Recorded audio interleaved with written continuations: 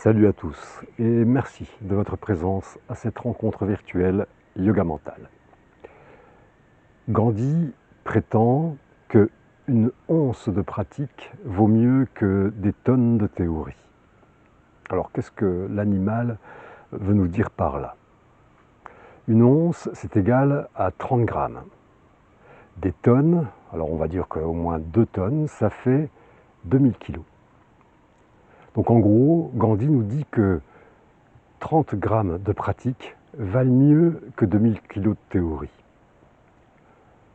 Alors, ce que je vous propose simplement, c'est d'essayer de reporter ça sur une échelle de temps. On a approximativement, si on est actif pendant 8 heures par jour, on est à peu près à 1500 minutes, en gros. La proposition du yoga mental, eh bien, c'est un petit peu l'idée de Gandhi. Lorsque vous maîtriserez les techniques qui vous ont été proposées, ou si vous n'en gardez qu'une ou deux de ces techniques, c'est déjà très bien. Vous n'êtes pas obligé de faire tout ce que vous avez pu voir depuis ces 7 précédentes vidéos de yoga mental. Une ou deux pratiques qui vous parlent, ça résonne en vous, utilisez-les, c'est déjà très bien comme cela. Donc en fait, voilà, 2-3 minutes de votre attention portée sur votre instant présent, sur votre respiration, votre corps, vos sens, votre environnement, sur une phrase à répéter, comme tous les jours à tous les points de vue, je vais de mieux en mieux, ou une autre, si vous préférez d'autres propos. Faites en sorte que ça vous parle et que ça vibre en vous toujours. Donc, 3 minutes par jour, sur 1500 minutes que vous avez dans votre journée, on rejoint un petit peu cette idée de une once de pratique vaut mieux que des tonnes de théorie. Mais au-delà de ça, c'est tout aussi valable pour nos lectures ou les vidéos que l'on regarde sur Internet.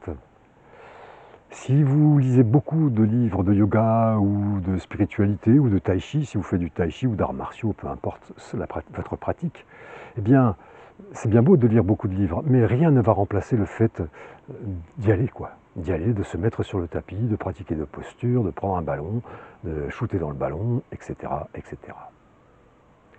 L'expérience du yoga, du tai chi, l'expérience du sport, l'expérience de toute pratique qui va nous permettre de nous sentir mieux, doit passer par une expérience personnelle, doit passer par le corps, par le ressenti, par l'intellect également, mais ça doit absolument passer par le corps. Quand on lit, quand on regarde une vidéo, ça ne passe pratiquement que par l'intellect. Voilà un préambule de cette vidéo, ce que je souhaitais vous dire. Donc ne vous prenez pas la tête avec votre yoga mental, autorisez-vous un tout petit peu de temps par jour et vous serez dans le tempo, il n'y a pas de problème. J'ai l'énorme privilège de vous présenter aujourd'hui le patriarche du lieu dans lequel nous nous trouvons. Ce chêne qui, lorsque nous sommes arrivés il y a 2 ans, avait à peu près une vingtaine de feuilles sur ses branches. L'année dernière, il y en avait une dizaine. Et puis maintenant, voilà, il est resté nu tout l'été. Aucune feuille n'a poussé. Alors certains d'entre vous diront, oui, bon, c'est un arbre mort, je ne vois pas tellement l'intérêt. Alors, un arbre mort, on va considérer qu'il est mort à partir du moment où il est couché au sol, un petit peu comme nous, couché au sol, immobile, qui ne peut plus bouger, qui ne peut plus rien faire et qui commence à se décomposer. Cet arbre-là, moi, il ne m'inspire pas réellement la mort. Quand je le vois ainsi, il a un certain vécu, il a quand même, voilà, il a du temps passé sur cette terre, et pour autant, il reste dressé vers le ciel, vertical. Donc moi, il m'inspire cet arbre de la verticalité. Cette verticalité, toujours pareil, liée à son histoire, il m'inspire également de la force. Quand on voit la taille de ses branches, on sent la force au pied de cet arbre. On peut également constater, quand on habite dans le coin, c'est un endroit très très venteux, et bien que tous les arbres tout autour vont s'agiter. On voit sur le côté des acacias. Alors les acacias, ce sont ces longues tiges, je vais me déplacer pour que vous puissiez les voir, avec des feuilles tout en haut. Et donc là, dès qu'il y a du vent, ces arbres se mettent à bouger dans tous les sens. Donc en période de vent, on se tourne dans cette direction, vers ce paysage, on voit ce vieil arbre dressé, fort, stable, et puis tout autour de lui, on voit les jeunes arbrisseaux qui s'agitent un petit peu comme des adolescents pleins d'excitation. Donc voilà, on voit également que cet arbre, il y a un certain ancrage. Excusez-moi. Donc il est inspirant au niveau de l'ancrage. Et puis au-delà de ça, il y a également son histoire. On voit bien dans cet arbre que l'histoire est passée par là. Alors c'est un chêne, il a peut-être 100 ou 200 ans, je ne sais pas, peut-être moins, peut-être plus, je n'en sais rien en fait. Donc il a vécu une expérience de vie. Alors certes, pas notre expérience d'humain, notre intellect, etc. Mais inévitablement, en lui, il y a une expérience de vie. Et tout autour de lui, il y a ces petits arbrisseaux agités qui, eux, sont dans la découverte de la vie. En résumé, cet arbre, il inspire verticalité, force, ancrage, stabilité et connaissance. Donc chaque fois que le temps le permet, je déplie mon tapis sur la terrasse et je pratique le yoga face à cet arbre. Et pendant ma pratique de yoga, plutôt que de penser au boulot, à mes problèmes d'argent ou autres, eh bien j'essaie de garder le regard sur cet arbre et de m'inspirer de ces choses. Il n'y a pas de magie dans cette proposition. Hein. Je ne vais pas, aspirer en moi la force, la connaissance de l'arbre. Non, ce n'est pas ça du tout.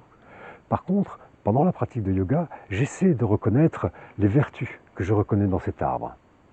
Quand je suis debout, dans une pratique debout, eh bien j'essaie de sentir la verticalité dans mon corps. Quand je suis debout, sur une posture, alors pour ceux qui font du yoga, comme le guerrier, j'essaie de sentir la force dans mon bassin, dans mon dos, dans mes jambes.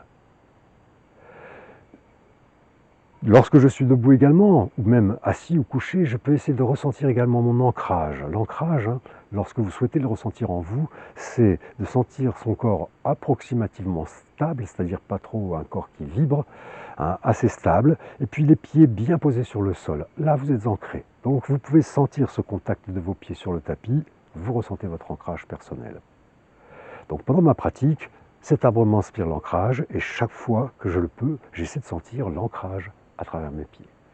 La stabilité, comme je vous le disais, lorsque le vent souffle, lui il reste immobile, et bien dans une posture debout comme la montagne, j'essaie d'installer de la stabilité, de détendre les fesses, les mains, les traits du visage.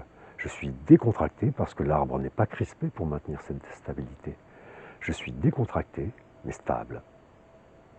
Et puis, la connaissance. Alors, je ne vais pas vous dire que j'ai une connaissance, mais inévitablement, comme nous tous, on a fait un trajet de vie, on a une connaissance de vie. On n'a pas une connaissance mathématique ou liée à l'histoire de France ou l'histoire de l'humanité, mais on a une connaissance de vie, une expérience qui, lorsqu'elle se prolonge, est validée comme une connaissance, votre connaissance, pas forcément une connaissance que l'on peut partager, pas une connaissance dont on peut faire, une généralité, c'est votre connaissance de la vie.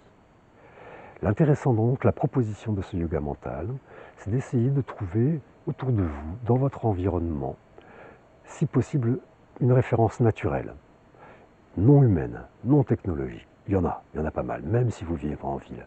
Si vous n'avez pas d'arbres ou d'oiseaux autour de vous, levez le regard vers le ciel, il y aura le ciel, les nuages, le soleil, qui peuvent être source d'inspiration. Le soleil, il inspire la force, il inspire la chaleur, il inspire la puissance. Les nuages vont inspirer la lenteur. Le ciel, l'immensité par exemple, mais vous pouvez trouver vos propres mots, votre propre sensibilité. Posez donc, des mots positifs sur un élément naturel de votre choix. Et puis, si vous avez du mal, vous n'hésitez pas, vous m'envoyez un petit mail et je vous donnerai tout un tas d'adjectifs qui va correspondre à l'élément que vous aurez choisi. Et puis, si vous n'êtes pas dans une pratique de yoga, que vous êtes à un arrêt de bus par exemple, mais que vous avez choisi un arbre, eh bien regardez cet arbre tranquillement, posez 30 secondes votre smartphone, et puis regardez cet arbre, essayez de reconnaître en lui certaines qualités, mais de les reconnaître également en vous, parce que le principal, c'est de reconnaître en l'autre quelque chose que vous avez déjà en vous. J'insiste, ne vous servez pas d'un humain, ne prenez pas en exemple une star de cinéma, un homme politique, en espérant un jour avoir son charisme ou son argent. Aucun intérêt. Ce n'est pas la proposition de l'atelier de yoga. L'atelier de yoga, c'est d'avoir un mental fort. Votre mental fort ne va pas passer par la grosseur de votre porte-monnaie, ni d'ailleurs par comment dire, le grade que vous occupez dans la société. Le mental fort va passer par votre propre stabilité, votre propre confiance. Cette stabilité, cette confiance, vous pouvez la trouver autour de vous, autour de tous ces éléments naturels qui nous entourent et qui ont tellement de choses à nous transmettre. Simplement de l'inspiration, rien de magique. Reconnaître en soi les qualités naturelles qui nous entourent. Sacré programme, donc n'oubliez pas, pratiquez, même que 2 minutes par jour, pratiquez. Je vous remercie de votre attention. Excellente continuation. Bientôt le déconfinement, vous allez repartir pour beaucoup d'entre vous dans l'activité. Nous sommes bloqués jusqu'au 20 janvier, donc nous continuerons en vidéo à garder le contact avec vous, si vous le voulez bien. N'oubliez pas, mettez un petit j'aime si ça vous a plu, partagez, ça motive les créateurs de l'atelier de yoga. Merci à tous, à très bientôt.